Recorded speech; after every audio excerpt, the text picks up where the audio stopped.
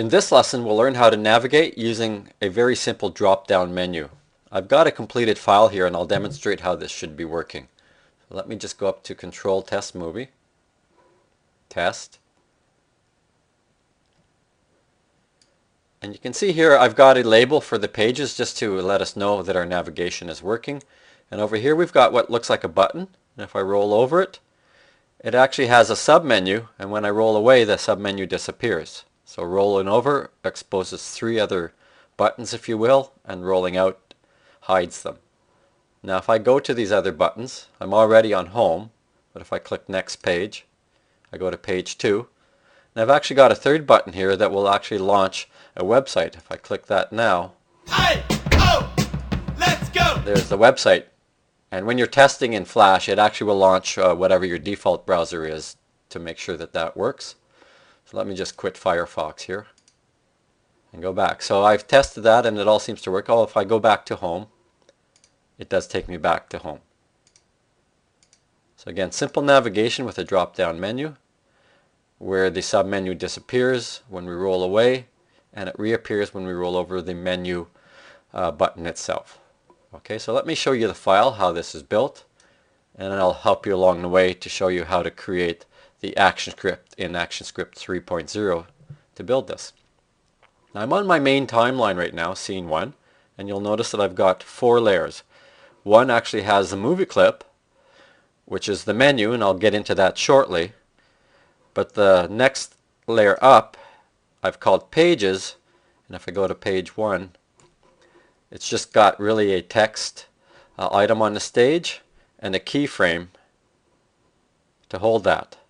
And then the next one over, which is it looks like at frame 7 here, has different text to indicate that I'm on a new page, and again it's keyframed in. Now if I look at the next layer up, I'm using frame labels for my navigation, and you can read them in here. This is why I span this out so you can read it, because technically this could have been on 2 frames. But you see the little red flag and the frame label. And this is what we're going to refer to when we start coding this. And then finally up in my top layer is my actions layer. And if I click on this and open my actions panel, you see I've just got a very simple stop command in there to hold my playhead in place. Now let's drill down into the menu. I'll double click on that movie clip. And you'll notice that it's running over 2 frames. This is how this trick, if you will call it a trick, works. Again, in frame 1, in my actions layer, I've got a stop command, and I'll go over some of this other code shortly here. Frame 2, if I move my playhead over, I've got not only that original button, but 3 other instances of this generic yellow button. And if you look on top, I've just got text labels on top, which are actually separate from the buttons. They are not part of the button. The button is simply the yellow box. If I go to my library, I can show you that. Here's the yellow box.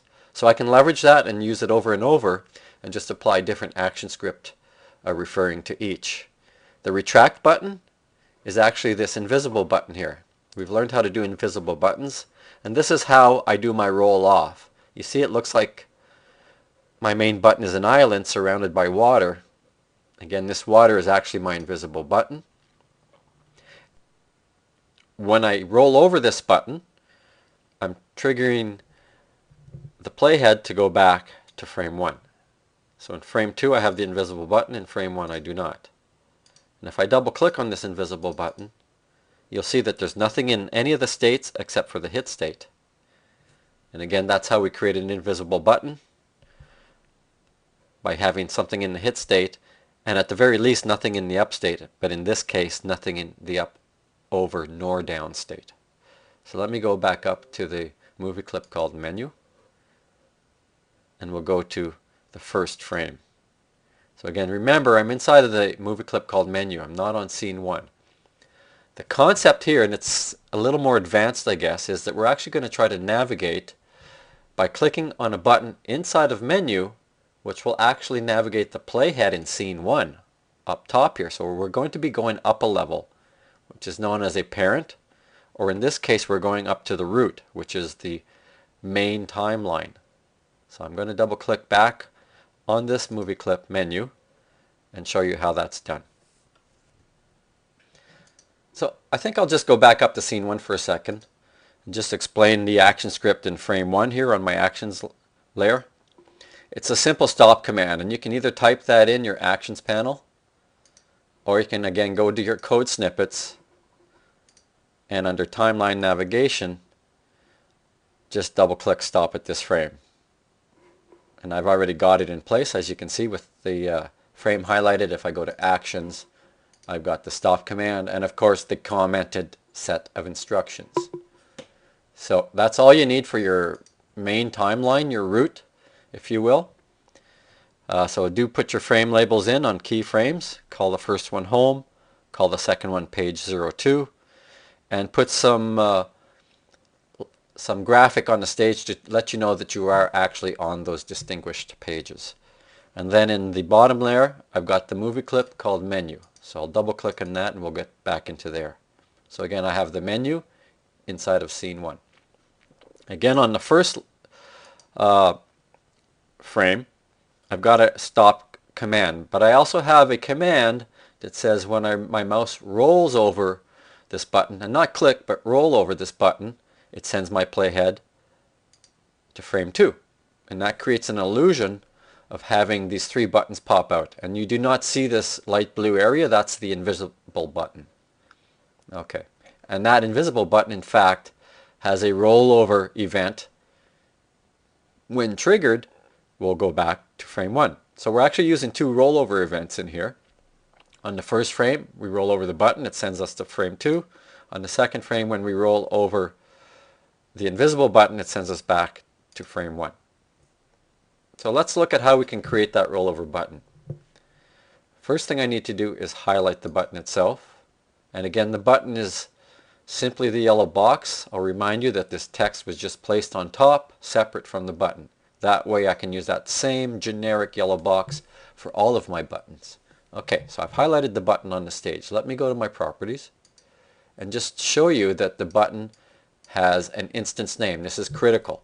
If you ever want to refer to buttons on the stage, they need to have an identification, which is our instance name. Now with buttons, it's conventional to use an underscore btn. So I've called this menu underscore btn. Okay.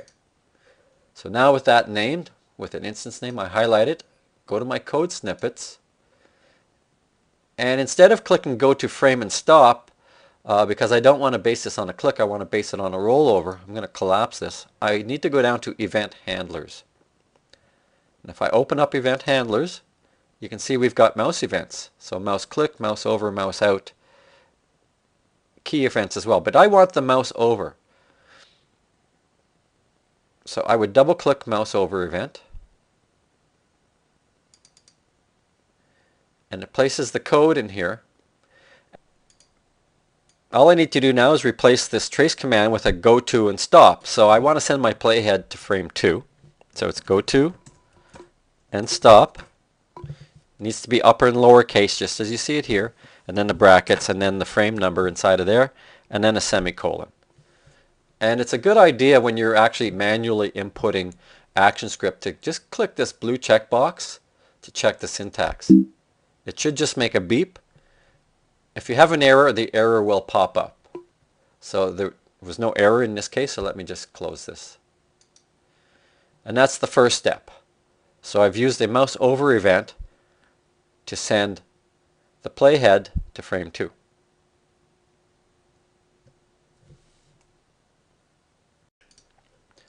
Okay, now let's deal with the second set of frames, if you will, inside of our movie clip called menu.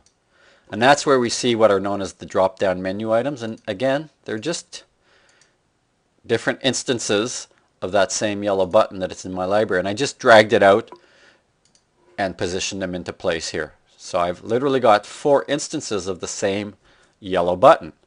And just to repeat myself, I just literally put a text item on top of them so the user would know which was which.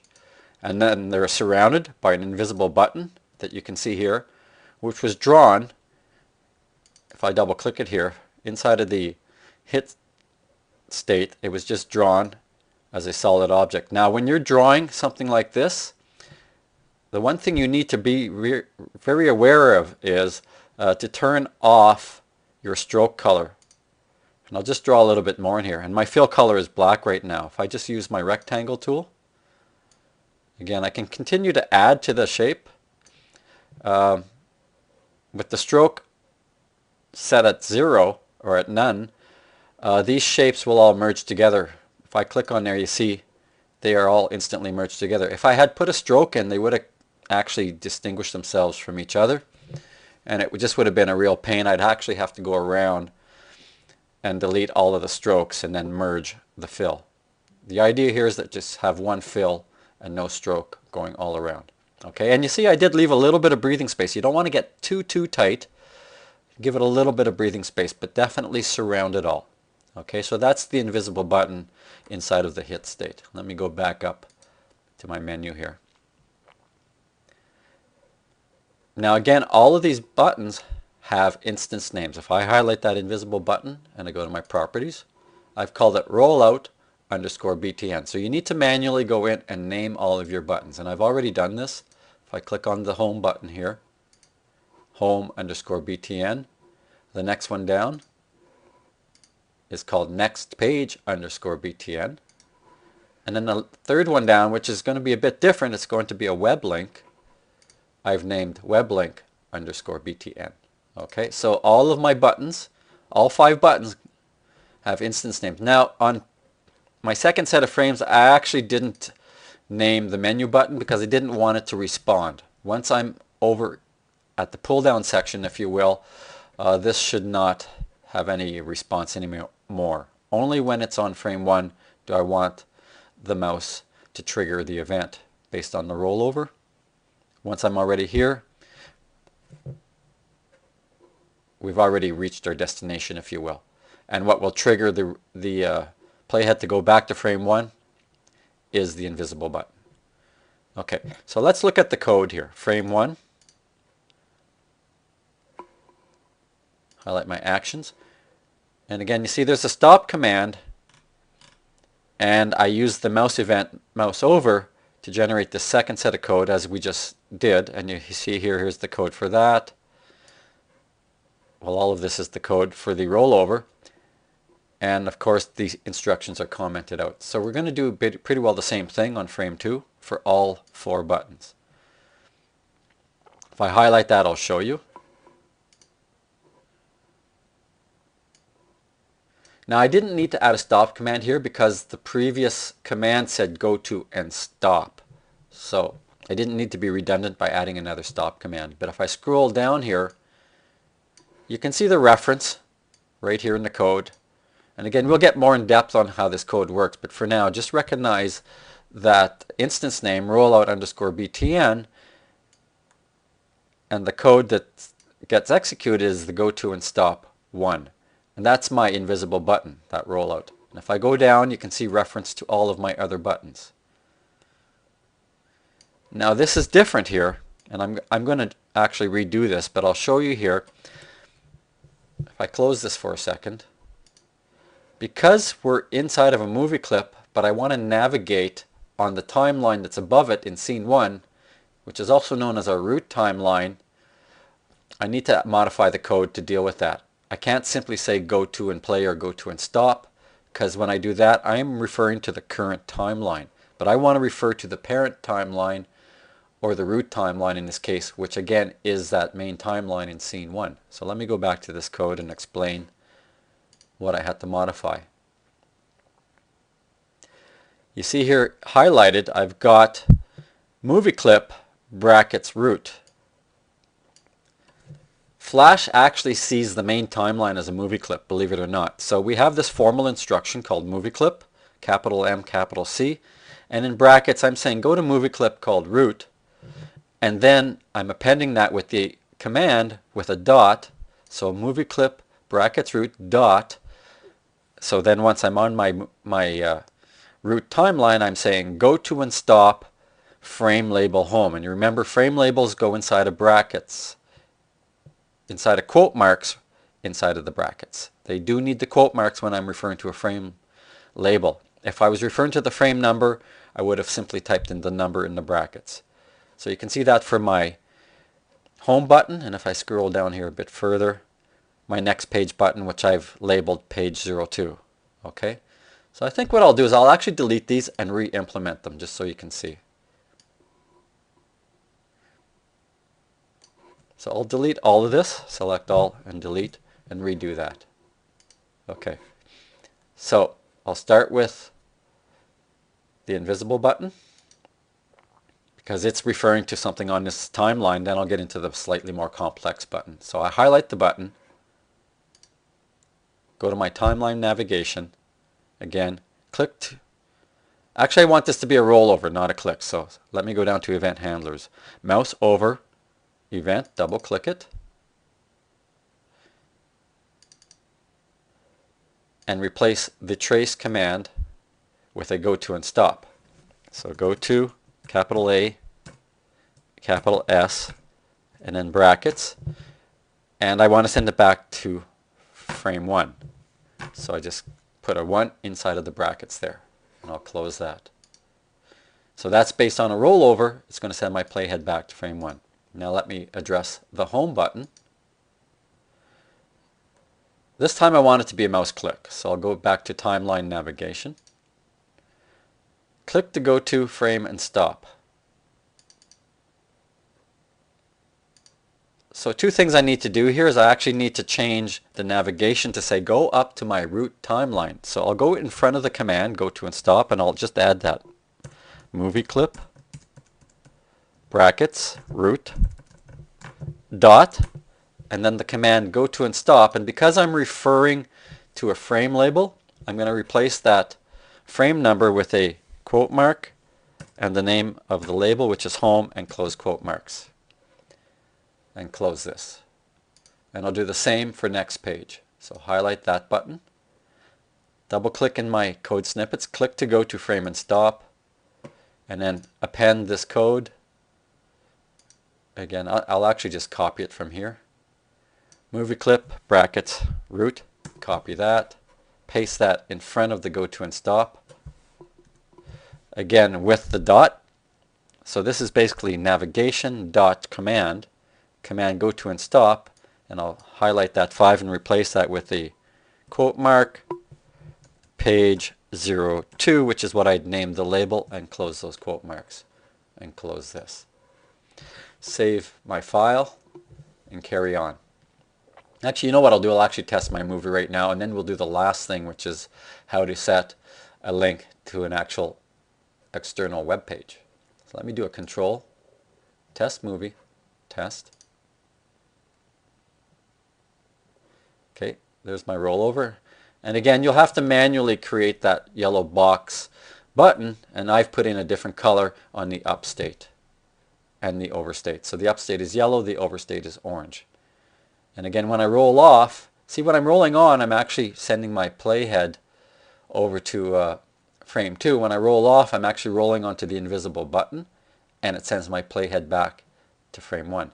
So let's say I go here and I click home. If I click home, I should be sending my playhead on the root timeline to the label called home, but I'm already there, so let me click next page. Next page, and voila, we've sent our playhead to the frame label called page 02 on the main timeline. Even though this is a nested movie clip, I can't speak to any level in the hierarchy as long as I understand that I need to put that navigation in front of the command. And we haven't done the third button yet, but if I click home now, it should go back to the frame label home, and it does. So far so good.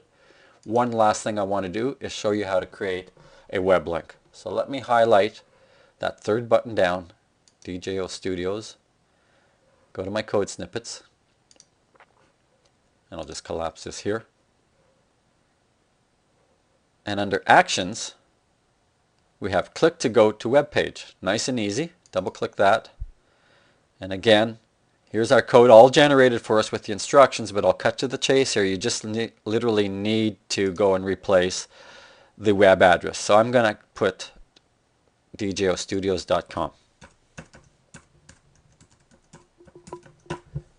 Oh, I already have that there. So djostudios.com. And what does this blank mean? Comma blank. That means it's going to pop up in a new tab or a new browser window, depending on your browser. So we'll close that, definitely save my file, and give this a test.